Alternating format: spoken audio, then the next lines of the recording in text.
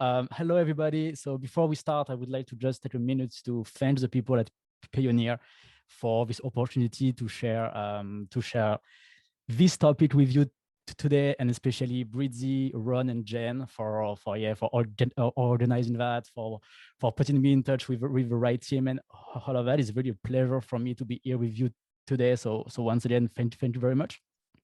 And I'm super happy to talk to you about innovation in e-commerce today, because that's a topic that I really enjoy, and it's what I'm doing every day. And yeah, so let's see how we can thrive online by taking advantage of innovation in e-commerce in 2021 and beyond.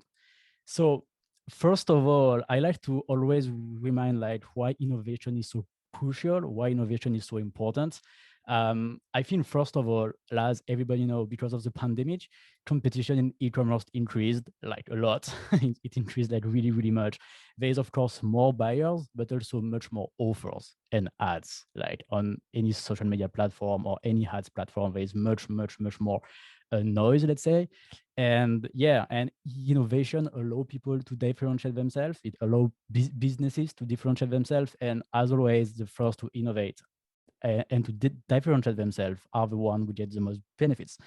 So just before we start, I just wanted to say something that nowadays in e-commerce, there is a lot going on, like really a lot.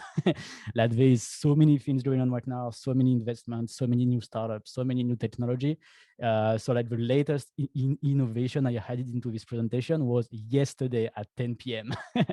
because like I didn't want to miss that, to share that with you.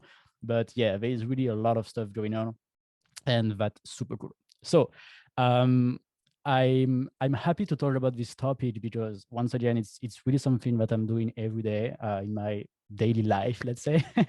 So first of all, as Jen said, I'm the founder of Tech, where I'm working hands in hands with more than 800 online sellers right now, and we are providing them with the website and all the tech and all the innovation to make them thrive online. So yeah, we made sure that they have everything they need to be the most successful that they can, and also to beat their competition, basically. Also, on top of that, I'm also the co-host of eCommerce Undercover, where we have discussion with e-commerce innovators. So we invite people who are doing things that are very, very interesting, and they share with us what they are doing, why they are doing that, what do they see, what do they know, and stuff like that. So that's very interesting conversation. And also, I'm also a mentor in residence in the TDPK Startup Booster program, where I'm working also hands in hands with entrepreneurs, mostly in the tech and digital field. And yeah, I'm helping them to launch their startup and to grow their company. So which makes me always talk about entrepreneurship, always talk to entrepreneurs, always talk to business owners, and we always try to find a way on how we can improve what we do, improve our services, improve our businesses, and most of that is in e-commerce. So as I told you, there is really, really a lot of things going on nowadays into e-commerce. So as we're going to talk about innovation, I wanted to share this statistic with you. First is the funding in the last 6 months. In total, there has been $7.773 billion invested into e-commerce company. And this is only the amount of money that has been reported on TechCrunch the last 6 months, from January to July 2021. So of course, it's not everything, it's not every investment. We, of course, everything is not on TechCrunch, but just for that, in the last 6 months, there is $7.7 billion what has been announced, invested into e-commerce startups and companies. So I gathered all of the links and all my sources into this document here, so you can just screenshot that and you can go back later. Also, the link is going to be available below the video in the description for the replay. And yeah, so you will be able to find all the sources, all the articles, and all the details about what I'm going to present to you today. So yeah, so that's a lot of money. Basically, I gathered all of that into 10 categories into e-commerce. So the first one would be backend operation. The second one would be conversational commerce, then standalone websites, then funding, then social product discovery, payments, cybersecurity, buy or scale brands, which is the biggest, and we will see after like why and what's going on there. They got like more than $2.2 billion in the last 6 months, once again. Then we get marketing and warranty. So what I think is interesting here, first of all, is that we can do a very simple segmentation of these 10 categories into the money that has been invested for companies that target the online shoppers and let's say the online shopping experience, like how we can modify that, how we can improve that, how we can make it faster, easier, safer. And also like there is some categories that are more targeted to the online sellers. So how we can improve the business, the backend side, and how we can help the business owner to be faster, more efficient, improve the margin, or like any other stuff. So yeah, so that's why like I really wanted to make this two segmentation. So almost everything is in one of the other category. There is only the standalone website and the cyber security that cannot touch both. Because when you are creating your own website, then you are, of course, impacting the business, but you are also impacting the way that you're going to interact with your customer. So both are important. And also for cyber security, you don't want your business to be hacked. You don't want to lose data or stuff like that. And also your customer needs to feel safe. So this is definitely the two categories that impact both, and then everything else is like either for only online shoppers or only online sellers. So let's dig deeper into that. I'm gonna explain to you what's going on into each of those category, and if you have any question, if you wonder anything, please free to let us know in the chat. We will also do a Q&A at the end, so we can also like discuss that. At the end of the presentation, it's going to be super great to share ideas with you. So just before we start digging into what's new, what's going on, and how the future of e-commerce might look like, I always like to remind myself that no one knows the future, and that's the beauty of entrepreneurship. So like we of course don't know what's going to be the world in 5 years, in 10 years. We of course don't know what will be a success and what will be a failure.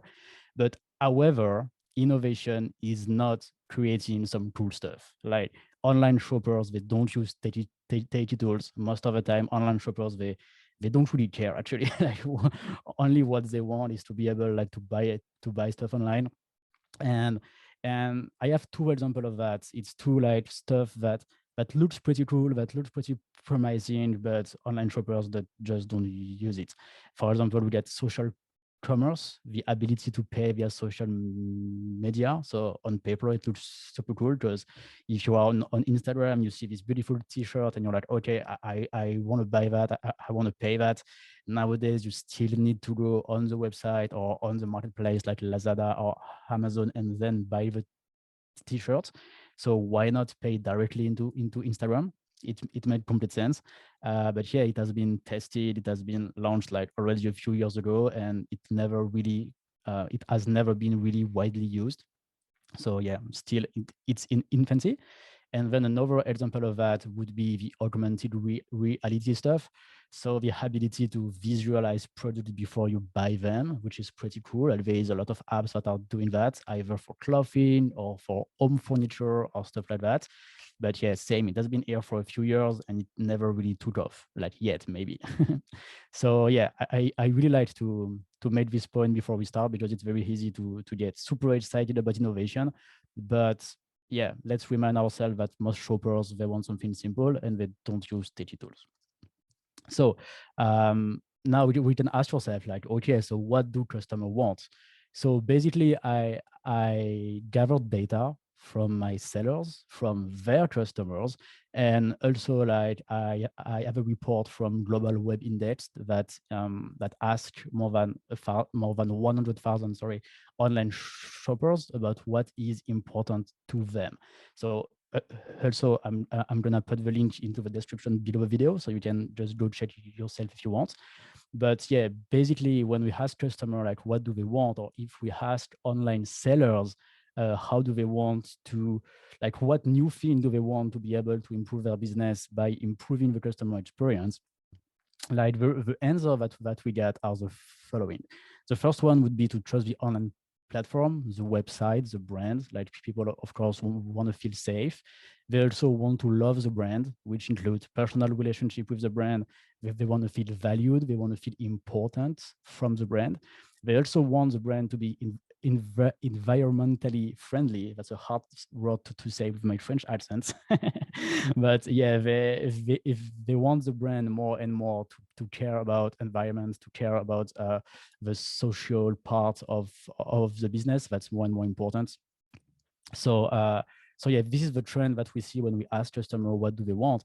And also people like to have some perks when they shop online. For example, they like to have free and fast same day is possible. I am completely into that. Like I love to have like some same day delivery when I'm buying online. People also like to have coupons, offers. They want to get the best price out of something. We definitely see that nowadays people are going to a website and then they go on social media, then they go on another website, then they are going to compare everything to try to find the best deal, the best offer, the best delivery time, the best price, the best return policy, which means like maybe before people would come to your website like one time or two times and then they buy. Now sometimes like 5, 10, 15 times.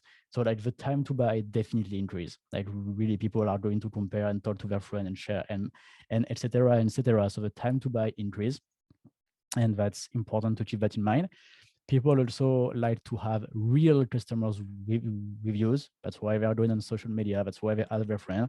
They trust less and less the reviews that they see online. So they really want to see something real and not fake. Something that people also want and is important for online shoppers is it's to lower the purchase risk. So like still some people are going to buy online and they are scared either you're gonna like go away with their payment details or they're never gonna see the product or stuff like that. So we need to make them feel better. And one of the things to do that is to provide a great return policies. For example, 30 days free return, like Amazon do, for example. Or you also get companies like Pomelo Fashion, which is very big here in Southeast Asia. I'm pretty sure you heard about them. They have a policy where every customer can return the product in 365 days, so basically a year. And also like Zalando in Europe for shoes is doing that. So I think it's really cool because like the customer feel better, and in the end it made them pay more because why not? Like they can just return that. So if they are wandering between two pair of shoes, we can just get two. And after that, once the shoes is home, they can try and they can return the one they don't want. And most of the time they are like, oh, that's really cool, so I'm gonna keep them both. So that's something that we see. If we can lower the purchase risk, and for example, with great return policies, then it really helps to sell online. Then also people definitely want easy, fast, and safe payments. That's definitely super important. And they also want more and more awesome customer support. Like if there's a problem, if they have a question, if there's like any issue, they want someone to be here to help them fast and smart, let's say. Like they don't want to talk to like a customer support, we're gonna reply to them in 3 days, or like a chatbot that is just just gonna say random thing and it's not gonna help. All of these things definitely kill, let's say, the customer will the relationship, sorry, that the customer can have with the brand. But on the other end, if it's done properly, then it's a real nice opportunity to reinforce the love from the customer to the brand. And we can see that even if a customer doesn't have a good shopping experience, let's say his product is not exactly the way he wanted it to be, if after that, when he contacts customer support, he has an awesome experience and he sees that the brand really value him and really help him and really give him a seamless return experience, for example, then the customer is definitely keen to buy again and again and to refer the brand to his friend, all of that. So we can see that even if there is problems, it's okay as long as there is an awesome customer support. So yeah, so this is, let's say, like the top, I don't know, like what, top 10 maybe of the idea that we get from surveys and from from what we hear from my sellers. But I also always like to remind myself this very famous quote from Henry Ford, who said, if I had asked people what they wanted, they would have said faster horses. And after that, it created cars, right? So I think it's very, very important always, when we talk about innovation, when we talk about startups, when we talk about creating something new, that surveys and customer reports and like customer feedback and stuff like that are great. It can give us some ideas. But if we really want to innovate and create something new, experimentation is key. Like, once again, if we asked people before cars exist what they want, they would have said faster horses. So let's go into that. So so now I would like to explain to you so what's going on into the 10 industry that we just see before, that got in total $7.7 billion in funding. Okay, so what's going on into these 10 categories?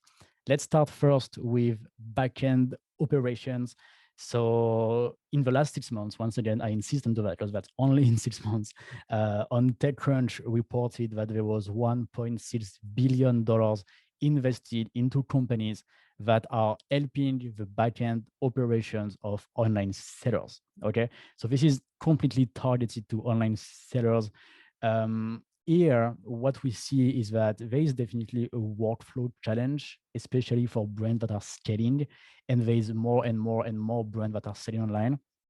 So there is more and more and more brands that have the same problem, which is like, how do I handle my logistics? How do I handle my suppliers? How do I handle my delivery, my website? Like, all the data are on my website, but how can I send that to my supplier, to my logistic company, to my warehouses? Like, yeah, and once you get more and more orders, and when your business is scaling, it's where you need to automate all of that, and you need a very strong backend infrastructure to help you manage all of that. So there is companies that are doing that. They got invested at $1.6 billion. So there's definitely a lot of money invested into that to build this infrastructure in the backend to help businesses manage their business. Okay. Also, another thing that is important is that if we can improve the post-purchase experience with something that's unique, like if we can make the shipping cost, like the delivery cost, sorry, more affordable and fast, like if we can once again like do a same-day delivery, then it increases a lot the customer satisfaction. And in the end, once again, it's just gonna make the customer love the brand more and be more happy with his purchase. So yeah, he's more keen to buy again and to refer the brand to his friends, right? So yeah, so there's a lot of stuff also going on into this field. Then also something important is that we can see that most of the online sellers nowadays, they use many softwares, like one for ads, one for inventory, they use the website, they use the logistic company, all of that. So there's also innovation that are coming to connect all of this software and to be able like to definitely like make them talk to each other, once again, to automate and to make the management easier.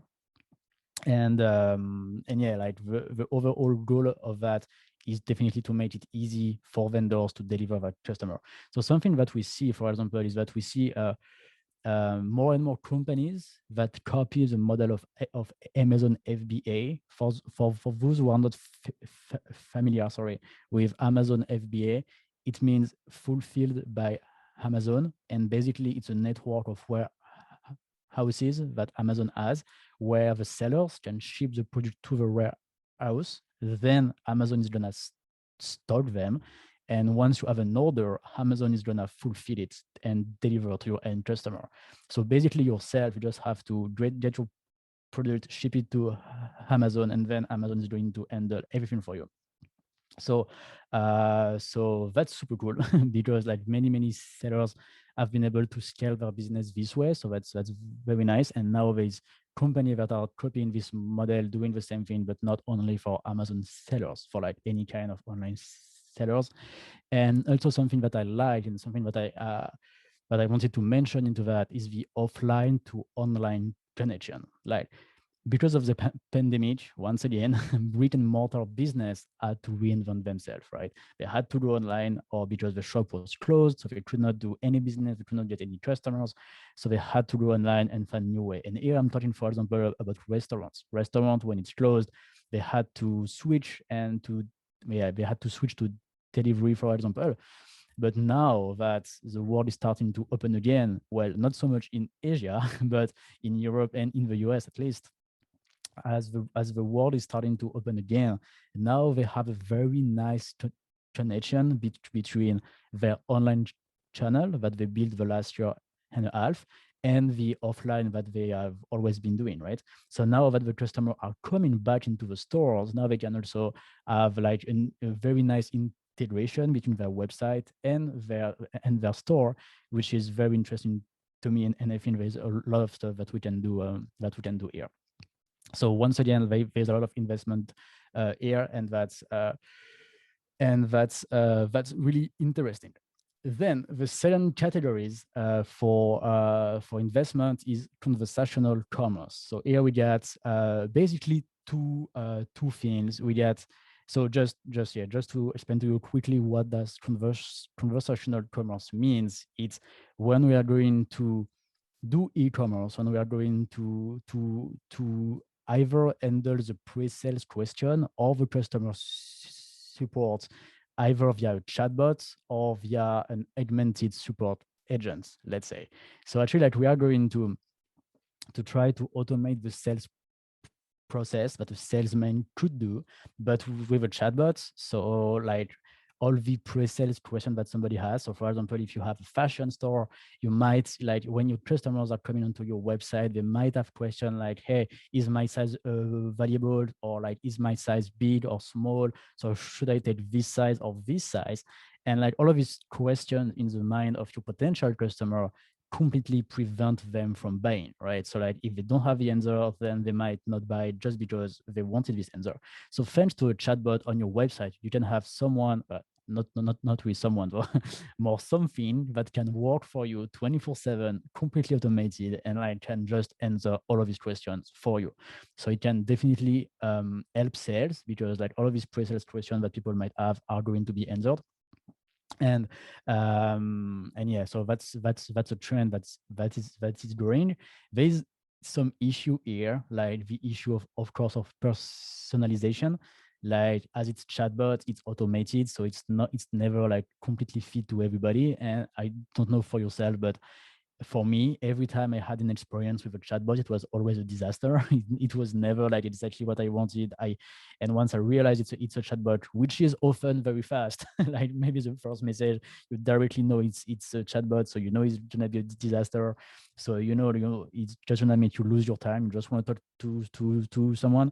So there's definitely an issue in personalization, what they are going to tackle and try to improve. And also, I think more on the business side, we had a conversation on e-commerce undercover with someone who is doing that, and they already handled more than 1 billion conversations. So like they really train the AI very, very, very well, and they keep doing that. And they told us that for market expansion, it was not that simple, because if you want to translate everything into a new language, like let's say French or German or Spanish, then there's a lot of stuff that you just cannot use again. So like the learning phase for the AI and for the bot is very, very long for that. So it makes market expansion or worldwide, let's say, coverage not that simple, but that's what these startups are working on.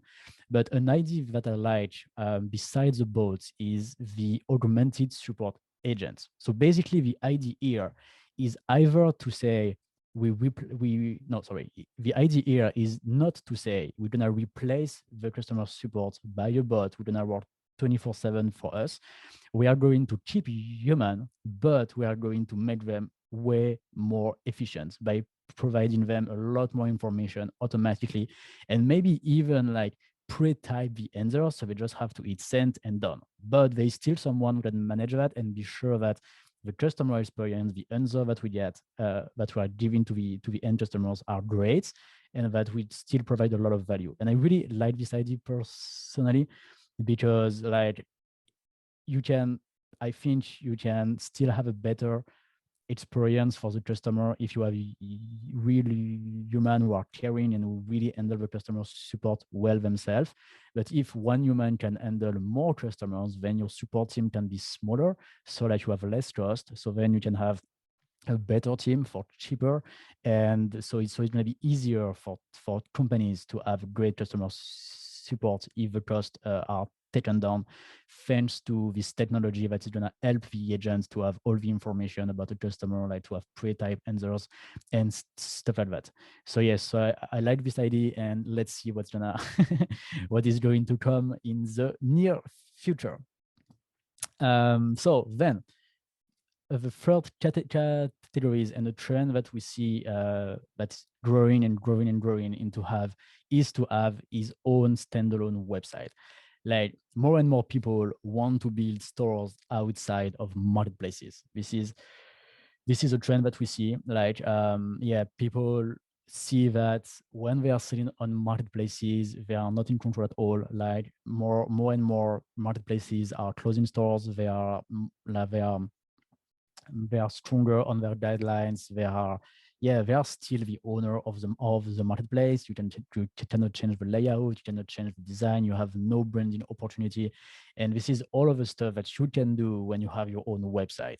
So there is a lot of advantages to do that. Nowadays, there is more and more companies that are, let's say, making softwares to make creating a website easy with no code, with drag and drop builders. Like anyone can do that. And yeah, so there's like a lot and more people who want to do that, who want to go out of marketplaces, be really the owner of their own marketing channel, their own data.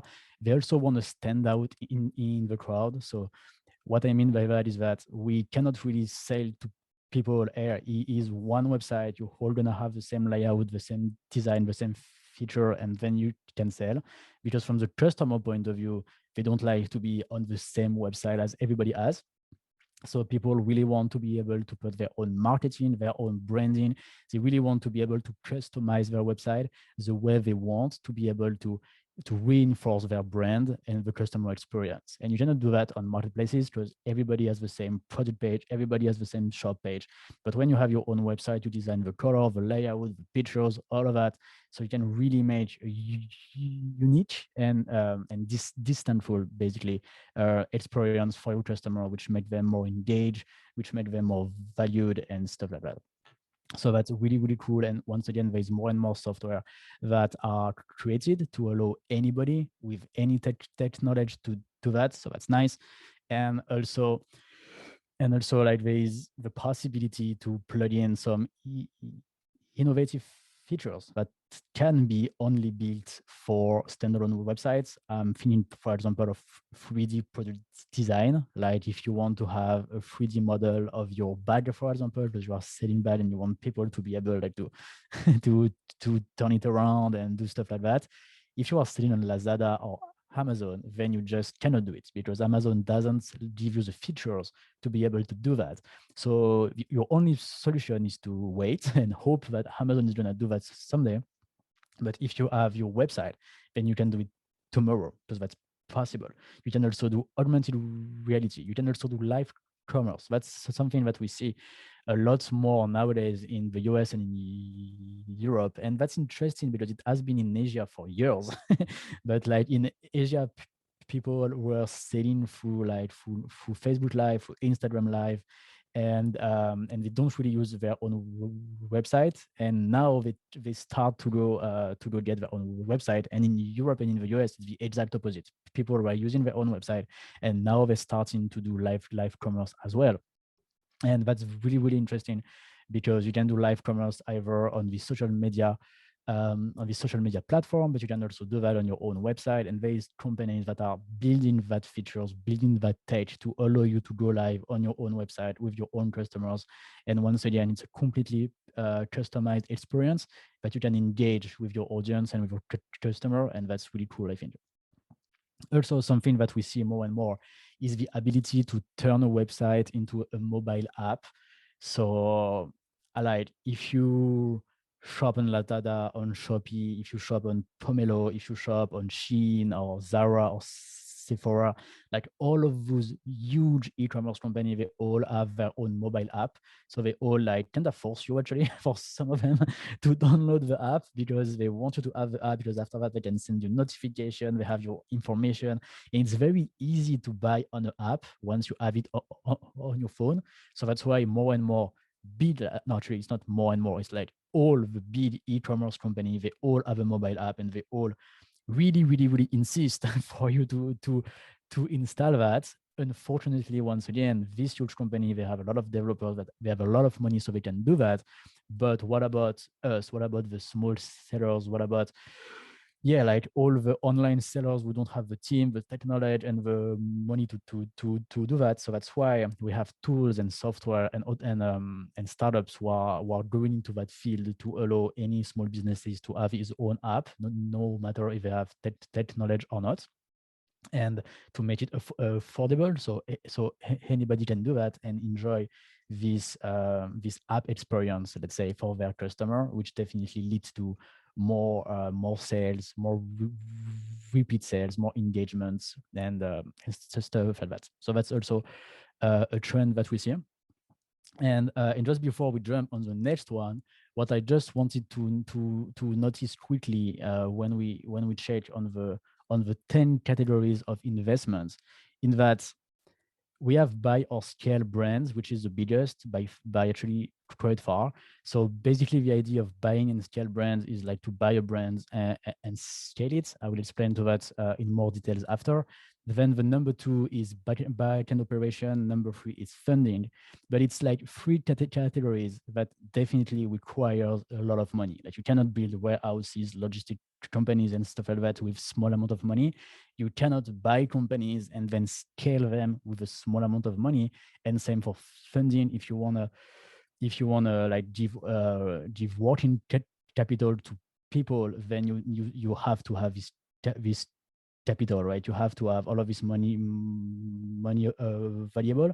So to me, when I see that, I'm like, okay, this is the top 3, but this is kind of normal, because this is categories that needs a lot of money. It's not money that is gonna be used 100% to create software or to create something new. But once we check just what happened after, like the standalone website, here all the money goes to creating software, and all the money goes to creating something new and creating new tools, new let's say, new innovation, new tools, new features that are going to help online shopper and online sellers. Same for cyber security. This is really only designed to improve and to create something new. There is like, all the money goes into that. So when I see this chart, for me, I'm like, yes, standalone website, cyber security, which are the two that touch the shoppers and the sellers, are really the 2 categories that are, let's say, the most hot at the moment, because all the money is going to be invested into creating something new from scratch. And that's for software, that's for features, which like doesn't normally require that much money compared to others. So yeah, that was just a quick thought. So standalone website, that's the number 3. Then the number 4, funding. So here the idea is to provide working capital to e-commerce sellers when they need it, and we want to provide them non-dilutive working capital, which means we're not going to take equity into their business. We're not going to be a shareholder. We're not going to be a partner. We're just going to make them a loan, basically. And they can use that either when they are experiencing a high number of new orders, or like they want to scale, they want to go to a new country, they want to launch a new marketing campaign, they want to scale the operation or stuff like that. They need working capital to be able to grow. So there is companies that are starting to do that, but once again, it's like more like a loan. The idea behind that is that as it's digital and as it's quite new, it's hard for the traditional banking model to value the risk, because it's really different from what they've been able to do. But for example, if you have a subscription-based business, you're selling a bot, you have monthly payments, then it's easier for people who have been into this digital area to understand that, and like they are more keen to tell the risk, to give you money and to help you scale or face also unexpected bills. Like sometimes it happens unfortunately. And so, yeah, so you can go to these companies and they can help you with providing non-dilutive funding. Okay. And also something interesting is that some of them give you the possibility to pay back via revenue share. So they're just gonna take a share of your revenue that you will get after the funding. So that's true. Like for example, PayPal is doing that for some years now. They can they can give you a loan, and after that, they're just gonna take a fee on every transaction going through PayPal. So that's automated. That's easy to track, and and that's pretty cool. So yeah. So once again, $1.1 billion invested into that. But once again, it's a category that requires a lot of money. You need to have this cash available to provide the working capital for other companies. Then category number 5 of innovation into e-commerce is, I called that the social product discovery, because basically here the idea is to create a platform where shoppers can find a product and make a purchase decision easily. Okay, so like for example, you will create a platform where you're gonna say, hey, we're gonna gather all the best fashion products, like all the best clothing, all the best jackets. Like Jen, you have a nice jacket today. Like all the best jacket for women. We are going to gather all of them on this platform, and we can help you like find the best price and share that with your friends and like get some insight and stuff like that.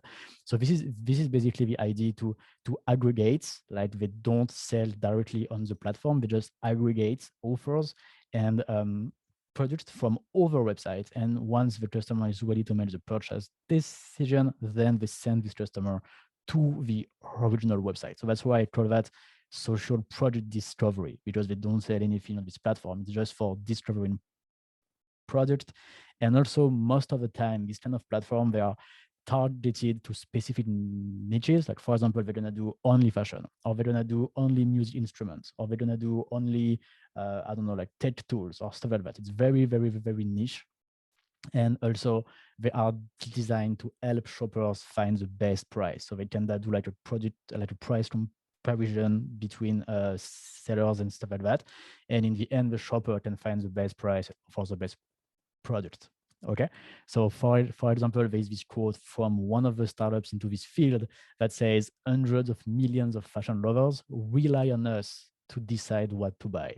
I think that's very interesting to the word they choose for these quotes. Like they rely on us to decide what to buy.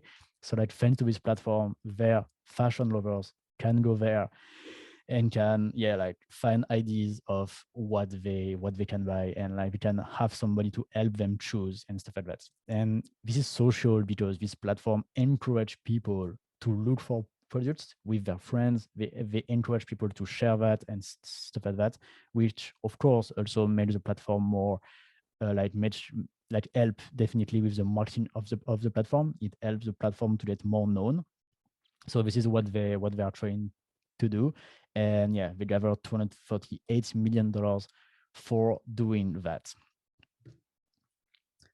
Then category number 6, the payment. So there's like also a lot of money that is invested into this field to help payments, but on a consumer level. So it's not for the business. We're not going to help the business to accept payment another way. We are going to help the customer to pay another way.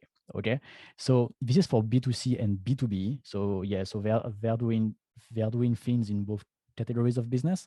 But which is important here is that it's not new. Like all the idea here are like widely known. Like everybody used them for years.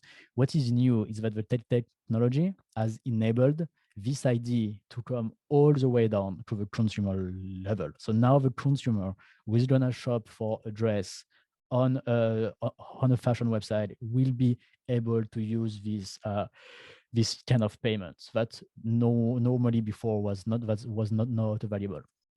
So I discovered like 4 main ideas into this field. The first one is going to be try before you buy.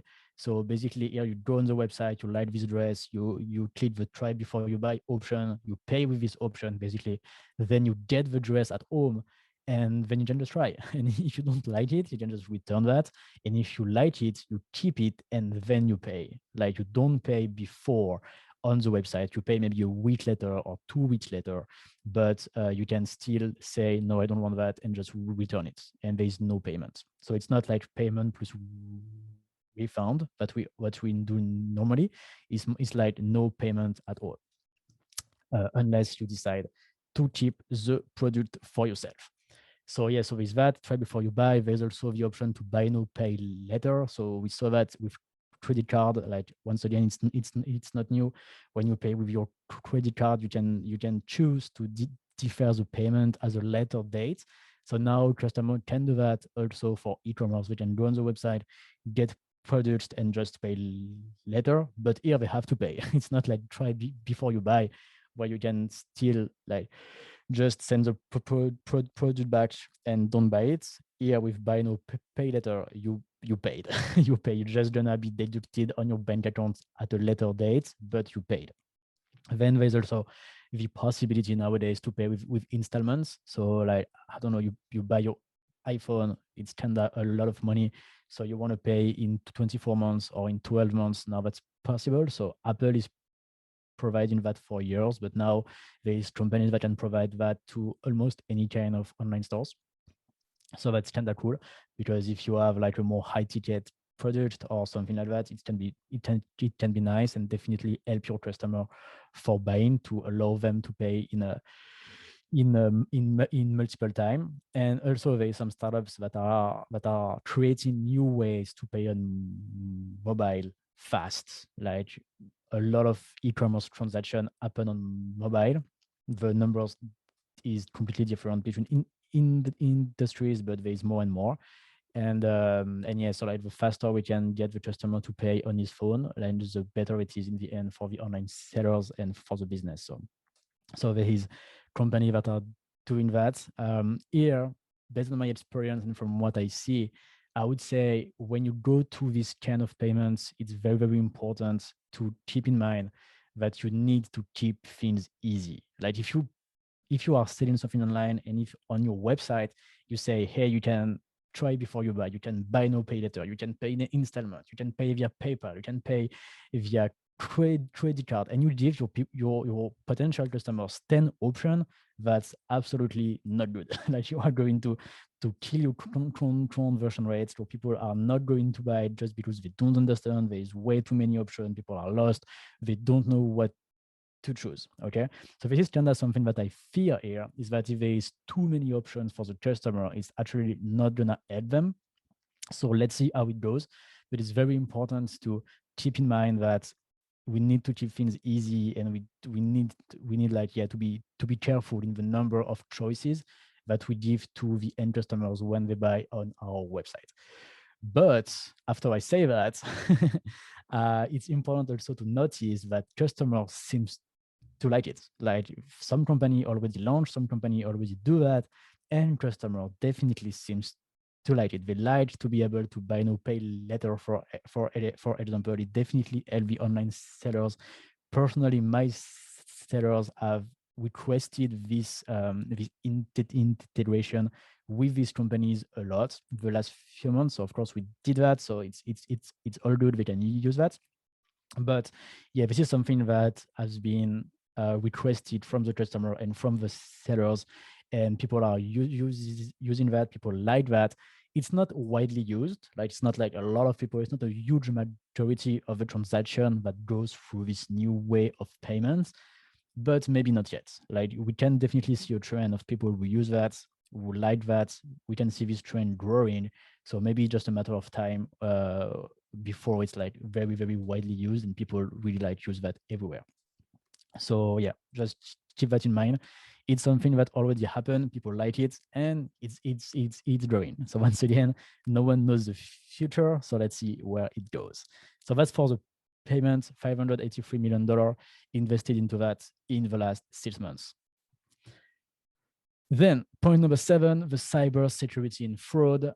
So here, yeah, like it's sad, but it's the truth. If there is more shoppers, more traffic, more money, more data, then in the end, we're gonna be more hackers, right? Who are going to also profit from that.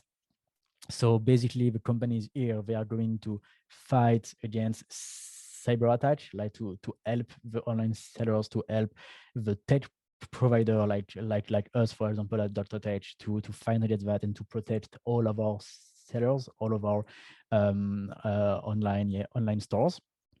But also they are also helping with the incident response. Like if you are attacked, if you have a problem, if the attackers are doing something bad to your online stores, then how do you react to that? What do you do? How do you negotiate?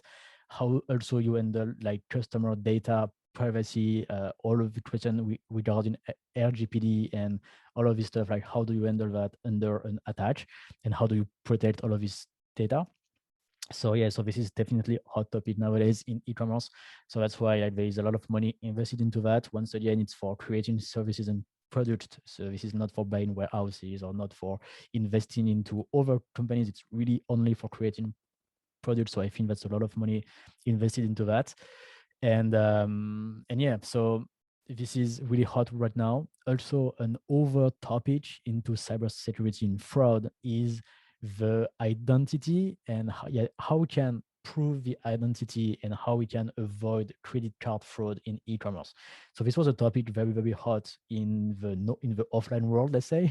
Like like credit card companies have been like fighting against that a lot, and they've been creating product and services and price. They take fee on the sales because they know like a certain percentage of the sales is going to be a fraud. So yeah, so right now, like how we can also in e-commerce be sure that the guy who pay for the product is really this guy, and also how we can be sure that the merchants is actually going to be paid. And this is very, very important, because for me that's key if you want to enable people to be able to buy now pay later, for example. Or if you want to be successful with a try before you buy offer, you need to be sure that your customer is your customer, right? And that if he decide to keep the product, that his credit card is real and that he's going to be billed for sure. Same for installments. You don't want your customer to just be billed for the first installments and then disappear because you ship him the product, right? So we have that. So that's really, really important if we want to enable these new ways of payments, to be sure that it's safe. There is like not no fraud, because I don't think we can have zero fraud, but at least a very, very small number, and we can protect the seller against that. And also something that is important and that we see every day in e-commerce is the false alarm. So basically, like your anti-fraud software says this was not a good transaction, so I didn't get the money, so there's no order, don't ship the product. So the software, like by itself, decided not to charge the customer. But what happened if the software is making a mistake? Like the merchants should have made a sale, but did not because of this false alarm. So that's definitely a problem. Like we have a significant amount of transaction. Like I don't know exactly the number, but I always think that it's too much. Like yeah, there's a significant amount of transaction that you lose just because the software and the anti-fraud stuff, thinks that it's a fake ID, it's a fake card, and so like we just don't charge the customer. So I think here there's also something to be done to be able to reduce that, and also, and once again, to help the merchants stop losing sales because of that. So yeah, so this is like the hot topic in e-commerce right now. So then point number 8, So this is the category of investment that gathers the most investment in the last 6 months. And this is like super, super hot.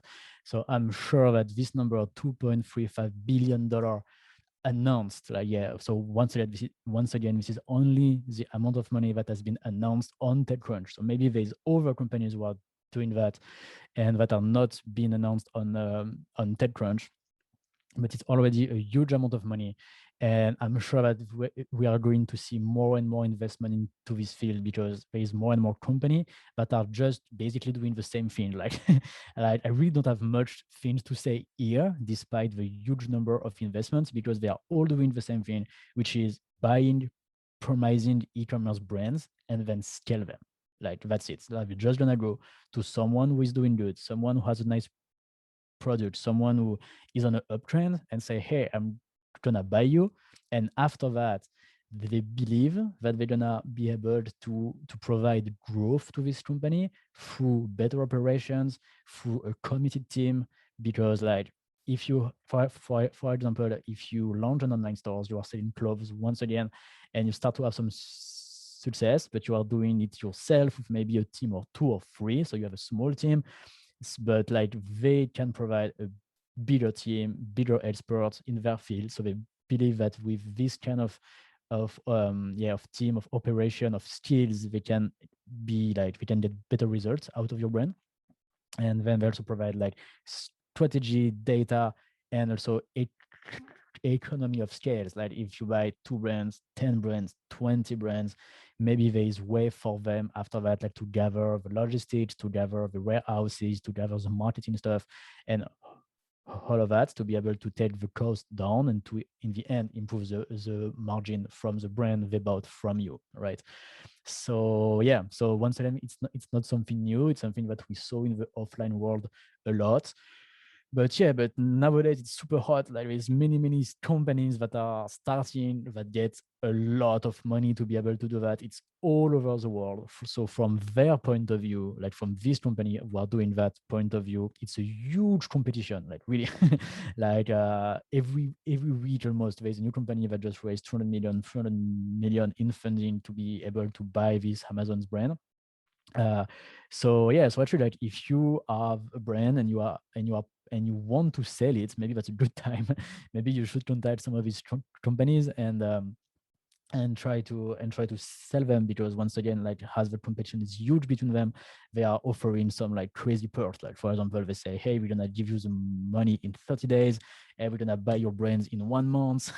We are going to like to give you a certain amount of a certain amount of a certain percentage on the future sales and stuff like that. So like they give a lot of perks to try to differentiate themselves and to attract the customers. Okay, and yes, Jen, I'm sorry, it's taking a little bit too long, and yes, it's gonna take 10 minutes maximum for now. Yes, sorry for that. I've been talking a lot. But yeah, so if you have any questions, just feel free to put that into the chat and I will include them while I'm talking, so we can be more efficient. So yeah, so that's for buy or scale brands. A lot of money invested into that, and yeah, huge competition. Then the number 9, it's about marketing. So here the idea is to try to simplify the process to launch an omni-channel marketing strategy. So it's a very important topic right now because, as I said earlier, the customer are not going to buy for the first time on your on your website, or when they discover your brand. They're gonna check on Instagram, they're gonna check on the other platform, and they are going to try to look for more information. So you get to be here when they look for you. So that's important to multiply this touch point with your customers. But once again, you get to use a lot of different tools and a lot of different platforms, a lot of stuff, which can make the process overwhelming and hard if you have a small team, or if you have a solopreneur or something like that, to handle all of that. And the risk here is that if you handle too many things, you risk to do everything bad, which in the end results into a very bad experience or marketing for your brand and for your customer. So you don't want that. So this is the idea here, is like to try to give you more data, more insight, and also to automate all the omni-channel marketing strategy to help the online sellers profit from that. There is also an interesting idea is to create content using AI. So basically, I'm pretty sure you saw one day on the internet some deep fake, like some video of Donald Trump saying something completely crazy about like a completely crazy topic. So wait, maybe Donald Trump is not the best example here. Let's say maybe you saw a video of somebody not crazy saying something completely crazy about a topic. And these deepfake videos, these deepfake technology are now starting to be used to create content for marketing, for ads, and for stuff like that. So yeah, let's see where it goes. But it can definitely like bring the cost down on creating like videos or pictures or stuff like that, and automate the process worldwide. So let's see. Then the 10th categories, and I will try to be as quick as I can to stay in my 10 minutes time frame. So yeah, so the 10th categories is the warranty. So here, basically, the idea is to provide the Apple Care for everything that is not an Apple product. Okay, so like if you have an Apple product yourself, you're definitely familiar with Apple Care, where you can just take an insurance, like increase the money you spend on these products by taking an insurance that say, hey, if you have a problem, then you can just return it to us and we're gonna replace it. Okay, so that's pretty cool. But once again, Apple can do that. Small companies have more difficulty into taking this risk. So yeah, so these companies that are going to provide insurance and an Apple Care like offer and service to smaller shops, smaller online sellers, and also try to make it easy for the consumers to buy this insurance and also to fill claims if they have a problem. Because yeah, that's gonna be key also to make the customer trust that. So yeah, so this is also happening, and this is also interesting. Then point number 11, that's just a bonus. There is no money invested into that, because yeah, that's the tech giants that are doing that. It's social commerce. We talked about that already at the beginning as an example, where like where they're trying to do that already since a few years, and it doesn't really take off. Like it's still not widely used, and like people just don't buy stuff on Instagram yet. Maybe soon, but not yet. But yeah, like nowadays these social media are mainly used for product this discovery, but all of these companies, they want to make you pay through their social media as well. Once again, it's not widely used. They tried before, it was not like a great success for like a lot of reason, I think. And yeah, so like let's see how it goes. But yeah, they still try, and they still always announce that they're gonna do something new into that, and that we're gonna try again and again. But yeah, so let's see how it goes in the future.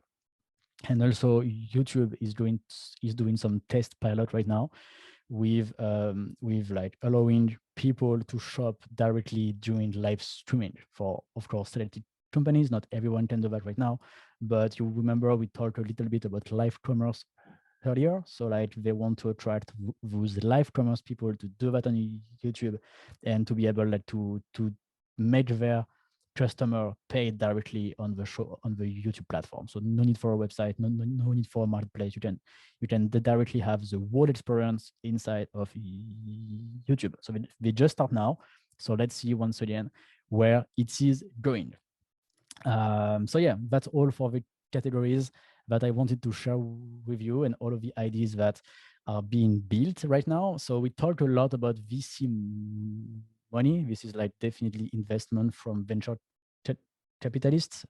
This is ID funded by venture capitalists so far, but we also like, and I also personally like, undercover startup. And what I mean by undercover startups is people who are bootstrapping their ideas. It's people who are building their ideas without any VC money or without any funding. And instead of that, they try to get customers and to be profitable very early in the process.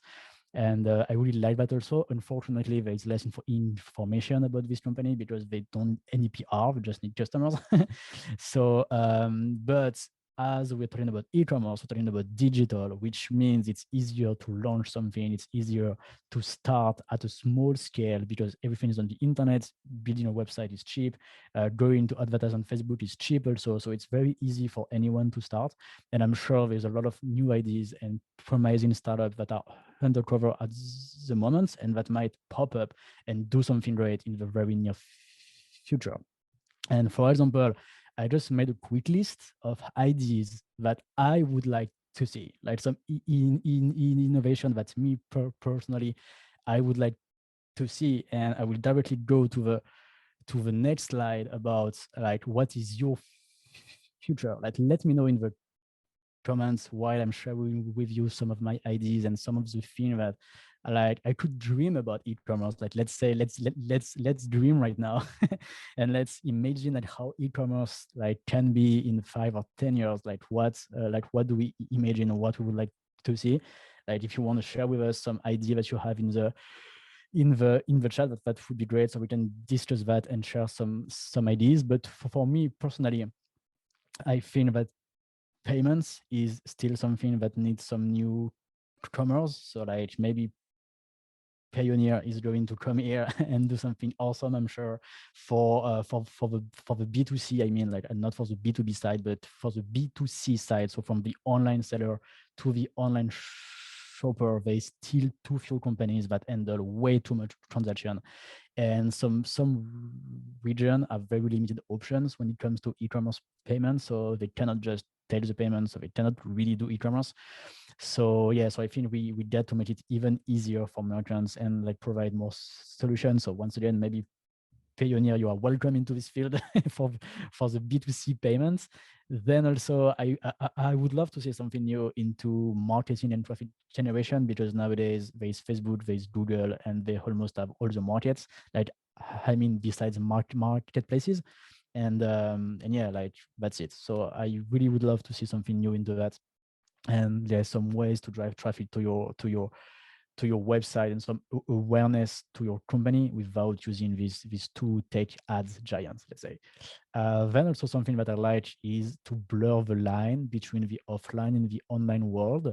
Like we see it happening right now with grocery stores, with restaurants. Like the line between the offline and the online is blurring more and more. But what about any kind of stores? What about fashion retailers? What about all of these kind of stores? How they can integrate better the online experience and the offline experience to just make one experience, one commerce experience. And I think there's like a lot of stuff that we can do here. And for example, one of the ideas is the augmented reality glasses.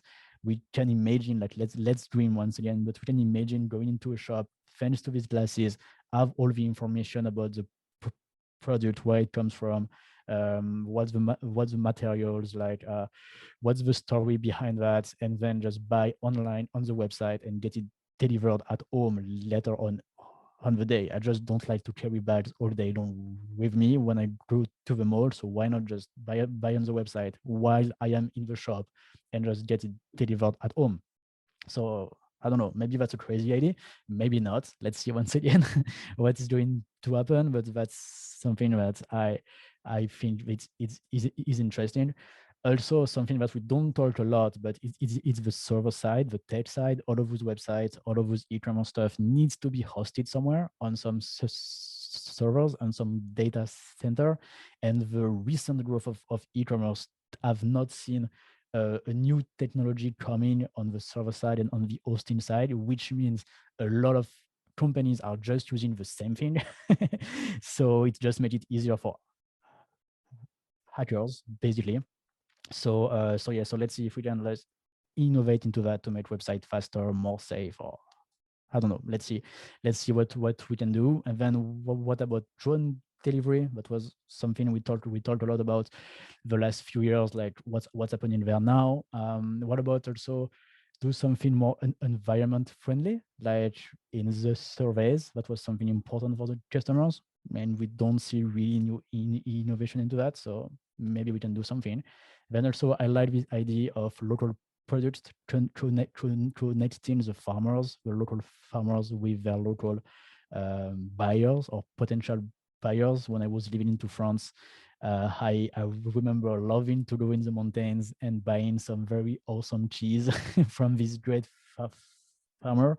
And this guy has a very hard time when it comes to selling to this customer, because he's living 1 hour away from the city, and it's not that simple to deliver everybody. So maybe we can do something there also. And also, I like the idea to provide easier return to the customer, just to make their shopping experience, like more safe, and they will be willing to buy more, just because they know if it doesn't fit, they can just return that. So yeah, if you have any idea, just feel free to share it. It's gonna be great to discuss it with you. And I would like to say thank you once again for listening to me, for listening to this presentation. Thanks again to the people of Payoneer, and especially Bridzi, Ron, and Jen, for making it happen. Sure. A question from Michael: do you see different trends emerging regionally? Oh yeah, that's a nice question. I definitely see different trends. Just to keep it short, Michael. First of all, thank you very much for this question.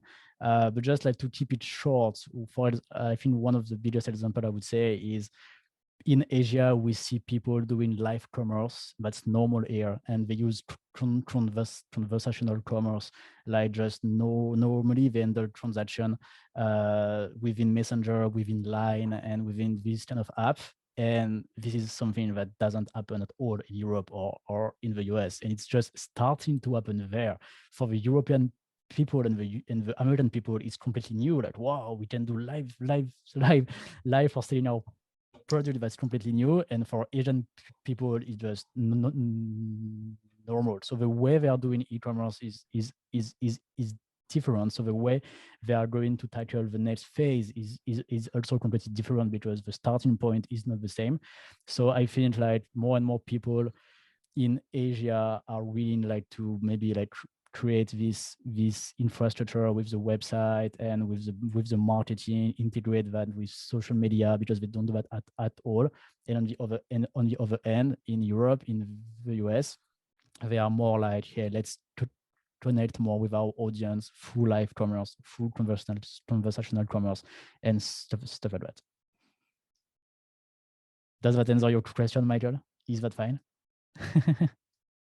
Yeah. All right. We have a question from Amy. Should you sell products directly on social media instead of just share link of platform channel? So actually, like, yeah, that is exactly the point of social commerce. Like, this is exactly what they want to do. like instead of sending a link, they want you to be able to say to your customer, hey, pay directly via Instagram or via Line or via WhatsApp, right?